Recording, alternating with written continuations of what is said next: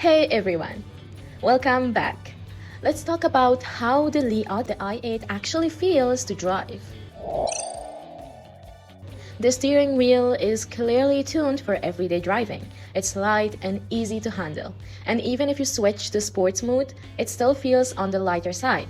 From full lock to full lock, it's just under 1.5 turns. Both the brake and the escalator have a little bit of free play right at the start, but overall the response is nice and linear. That makes daily driving smooth, whether you're speeding up or slowing down. It never feels jerky or abrupt. And the suspensions? It soaks up bumps really well, keeping the ride comfortable and composed.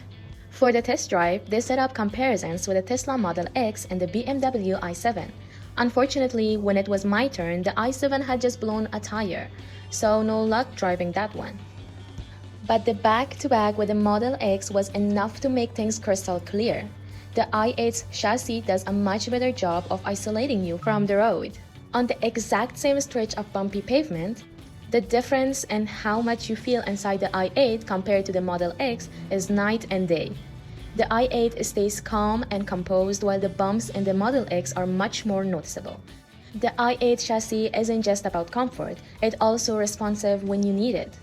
For example, in a sport mode, cruising at around 120 km/h, making a quick overtake or lane change feels stable and controlled, with no big body roll or unnecessary swaying.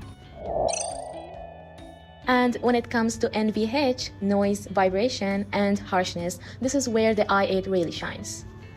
In our tests, at 60 km/h, the cabin measured about 53 to 54 decibels, at 80 km/h, about 56 to 57, and at 100 km/h, around 59 to 60. These numbers are almost identical to the official figures. I've even heard that above 120 km/h, the i8 is quieter than the Limega.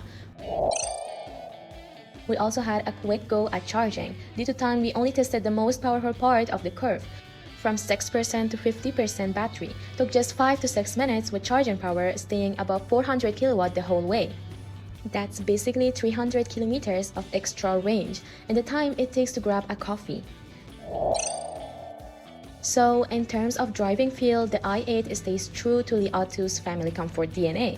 But what really impressed me is how much more comfortable the chassis feels. Not soft and floaty, but well controlled and refined. And the NVH performance, honestly, it's outstanding. The way it isolates you from noise and road texture makes it feel less like a car and more like a quiet living room on wheels. And that wraps up my driving experience review of the Li i8. Next time, we'll take a closer look at more real-world scenarios. So stick around, see you in the next video.